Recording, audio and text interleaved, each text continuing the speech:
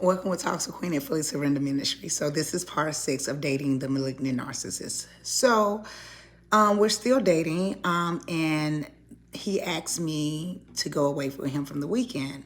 I really didn't want to go because at this point I didn't see a lot of red flags, right? Enough for me anyway back then for me to be like done with you. But he's like, no, I want you to go, right? This is probably the first time I really witnessed probably like a temper or something, because when I said I did not want to go, he kind of got really upset. So that's another thing that you really want to pay attention to know what you're dealing with when you're dealing with a person that's toxic or a narcissist of any kind. They do not like rejection. They do not like no.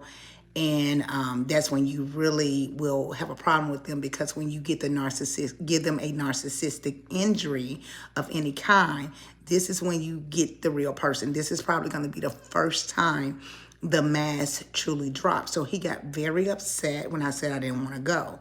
So because I had my own issues back then, I want to keep the peace. So in part of me wanting to keep the peace, I acquiesced and I agreed. So we end up going to a part of Mississippi where he was from. At the time I was living in Memphis. And we go down there and we meet I meet other family members, cousins, aunts, uncles, and his brother. They're all at the family house. They had a lot of land. I'm gonna say about 100 acres of land in Mississippi. So we go down there for the weekend, and everybody is kind of cordial, but I can tell like things are off. So I end up talking to the auntie that was sitting there that was married to one of his uncles. Now, no one at the time told me like, hey, this guy is involved or whatever, but I could discern by just sitting there, I was invited, but I probably wasn't welcome, right? So he started to make little jokes. It's like, yeah, we gonna be together forever, and if anything ever happened, we gonna go out together. Like we gonna be laying next to the casket by each other, like whatever. So I'm looking at him. I'm like, no, we not. And his brother says, you really don't know him, do it? He leave out the room. His brother said, you really don't know him. I said, well, I'm getting to know him.